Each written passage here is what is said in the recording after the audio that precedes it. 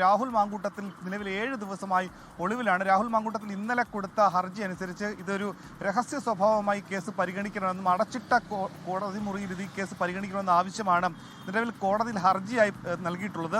ഇത് കോടതി പരിഗണിക്കും. തിരുവനന്തപുരം സെഷൻസ് കോടതിയാണ് രാഹുൽ മാങ്കൂട്ടത്തിൻ്റെ മുൻകൂർ ജാമ്യം സംബന്ധിച്ച് പരിഗണിക്കുന്നത്. ജാമ്യം പരിഗണിക്കുമോ ഇല്ലയോ എന്നുള്ളതാണ് ഏറ്റവും പ്രധാനപ്പെട്ട കാര്യം. ഒപ്പം തന്നെ ഈ അടച്ചിട്ട മുറി സാധാരണഗതിയിലൊക്കെ തന്നെ ഇരകളാണ് ഈ രീതിയിൽ കോടതി ഈ രീതിയിൽ സമീപിക്കും. പക്ഷേ ഇത്തവണ ഈ കേസിൽ പ്രതിയാണ് ഈ രീതിയിൽ സമീപിച്ചിട്ടുള്ളത് പ്രത്യേകത കൂടിയുണ്ട്.